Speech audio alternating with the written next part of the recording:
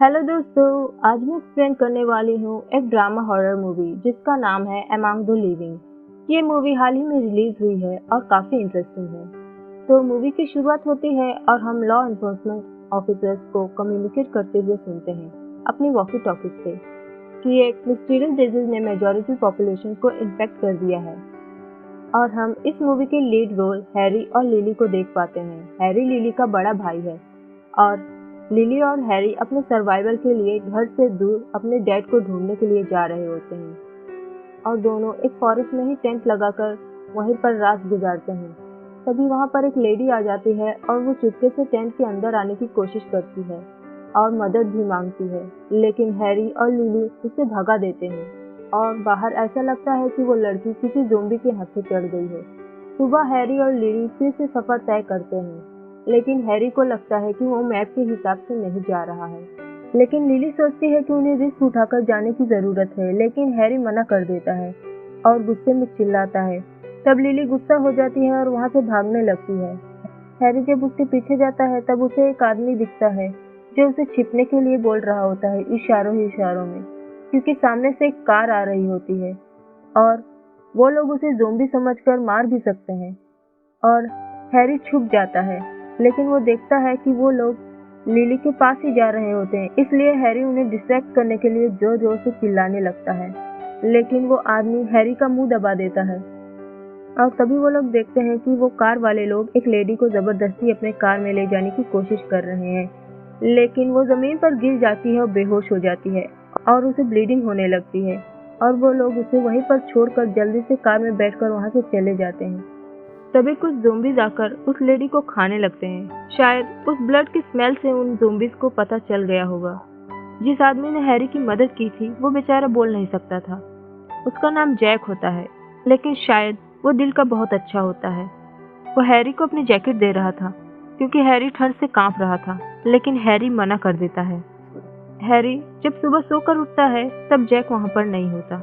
Harry को लगता है कि शायद वो कहीं चला गया होगा। हैरी और लिली को एक घर दिखता है जिसमें वो लोग अपनी ज़रूरत के सामान लेने जाते हैं। तभी लिली के पेट में एक नुकीली सी चीज़ घुस जाती है और उसे ब्लीडिंग होने लगती है। तब हैरी एक टेप से उसकी ब्लीडिंग रोकता है, लेकिन तभी वहाँ पर ज़ोंबी आ जाता है और उन पर अटैक कर देता है। उस ज़ोंबी को टॉर्च दिखाकर उसे डिस्ट्रैक्ट कर देता है और फिर बाद में वहाँ से भाग निकलता है। फॉरेस्ट में आगे बढ़ते समय लिली एक ट्रैप में फंस जाती है। हैरी उसे किसी तरह रिलीज करता है और लिली को अपने पीछे बैठाकर भागने लगता है क्योंकि लिली काफी ज्यादा ब्लीड कर रही होती है, लेकिन एक ज़ॉम्बी उनके पीछे पड़ जाता है। हैरी उससे फाइट करता है और बच जाता है, लेकिन हैरी आगे बढ़ते समय एक आदमी के हत्थे चढ़ जाता है और वो हैरी पर अटैक कर देता है। तब हैरी किसी तरह उस आदमी को काम डाउन करता है और हैरी किसी तरह उसे कन्विंस करता है अपनी सिचुएशन को लेकर कि उसकी बहन इंजर्ड है और उन्हें मदद की जरूरत है। वो आदमी लिली को देखने के बाद मान जाता है और तब उनकी मदद करता है। उस आदमी का नाम कार्ल होता है और उसके साथ उसका बेटा टॉम भी होता है। वो आदमी बहुत ही ज्यादा कोल्ड बिहेव कर रहा था, लेकिन हैरी को अपने घर में रहने की जगह दे देता है। कार्ल के हाथ में हमेशा एक हैमर हुआ करती थी। लिली और टॉम अच्छे दोस्त बन चुके थे और साथ में ही खेलते कूदते थे, लेकिन तभी लिली ब्लीड करने लगती है और एक ज़ोंबी इससे अट्रैक्ट हो जाता है, लेकिन कार्ल उस ज़ोंबी को उसी हथौड़े से मार डालता है। हैरी को लगने लगता है कि कार्ल उनके लिए एक खतरा है, क्योंकि हैरी जब वापस फॉरेस्ट में गया था तब वो देखता है कि ये सारे ट्रैप्स जो है वो कार्ल ने फिक्स किए हुए थे। ज़ोंबीज तो उसमें फंसते ही फंसते, लेकिन अच्छे इंसान भी उसमें फंस कर मर जाते। हैरी को इस वजह से कार्ल से बहुत ही ज्यादा खतरा लगने लगता है और वो एक सेफ जगह ढूंढने की तलाश में निकल जाता है, लिली को टॉम के पास छोड़कर। तभी हैरी उस लड़की के घर में पहुंच जाता है जिसे उन लोगों ने टेंट में आने से मना कर दिया होता है। उस लड़की ने अपने हाथ में एक चाकू रखा हुआ था अपने सेफ्टी के लिए।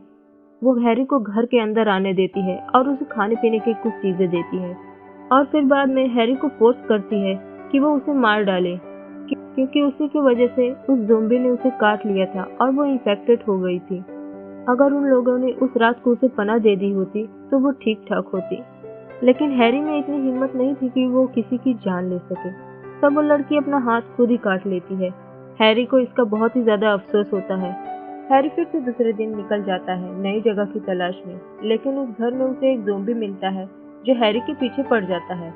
हैरी पहले तो छुपने की कोशिश करता है और फिर बाद में जब उसे पता चलता है कि उस ज़ोंबी ने उसे देख लिया और वो उसका पीछा नहीं छोड़ना चाहता, तब वो पानी में जाकर कूद जाता है और हैरी यह ऑब्जर्व करता है कि वो ज़ोंबी पानी में नहीं आ रहा है। तब उसकी जान बच जाती है। सीन शिफ्ट होता है और हम लिली और टॉम को फॉरेस्ट में घूमते हुए देखते हैं। तभी वही कार वाले आदमी वहां पर आ जाते हैं और वो लिली को पकड़ लेते हैं।